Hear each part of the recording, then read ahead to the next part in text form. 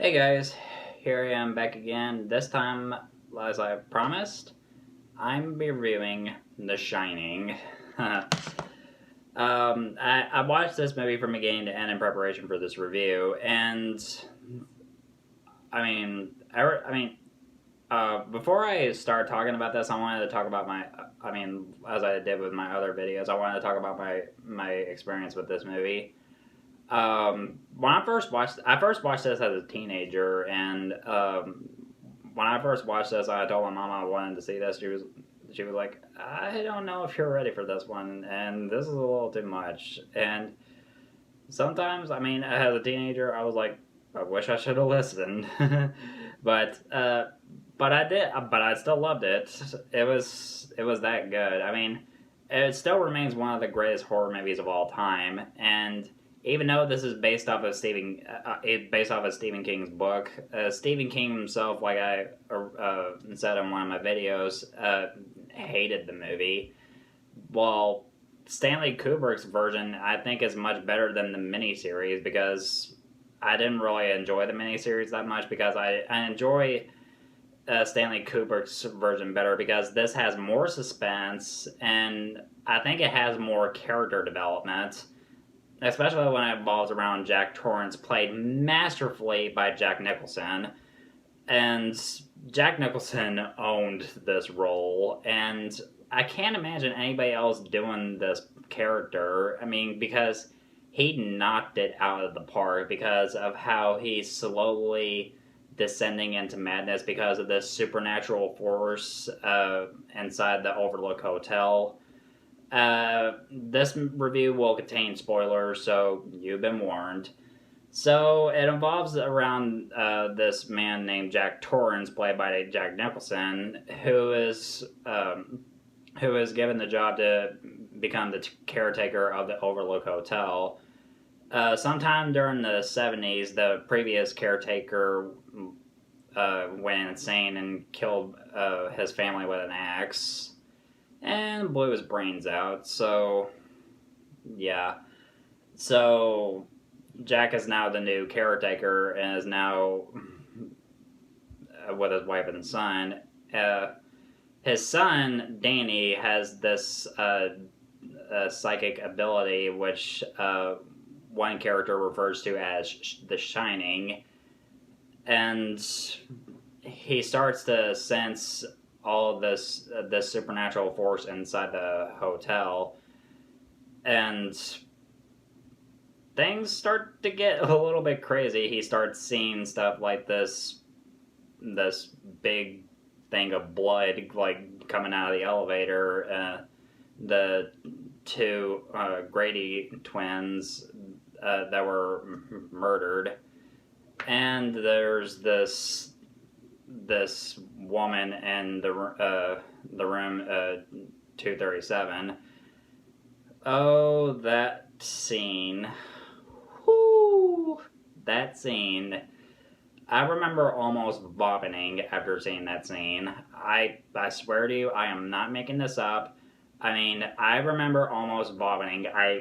I literally had to put my hand over my mouth the minute I saw that scene, especially when it came to the woman. All rotting and everything. It was just. Possibly one of my favorite scenes in the movie, which involved Jack going into the bar with Lloyd. And to this day, it still remains one of my favorite scenes in the movie. Hi, Lloyd. A little slow tonight, isn't it?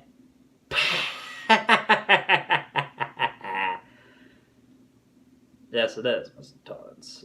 Oh, best bartender in a movie ever.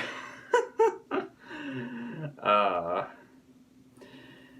and and also like the one scene where he's talking to Grady, who was the previous caretaker.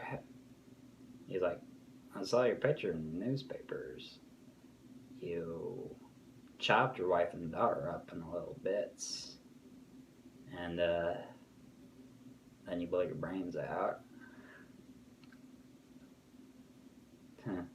Well, he said that he like. I mean, well, he says. I mean, well, Grady. I mean, said that his daughters were causing trouble, and he corrected them.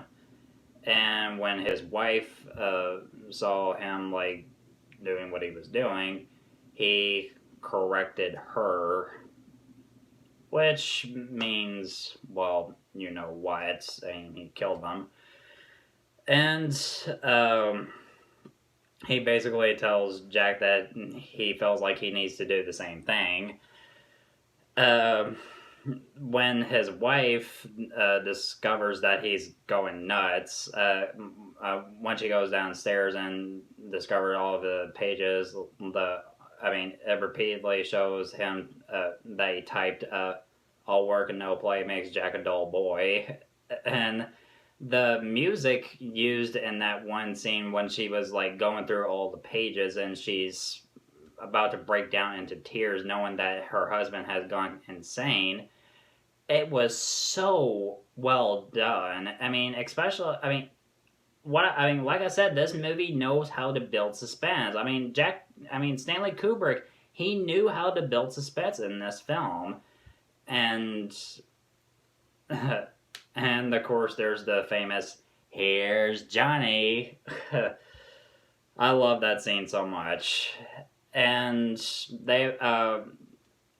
wife and son eventually escape, and he ends up freezing to death outside. And there's also that one scene at the end where it shows him in this photo back in 1921. I think that's what it was.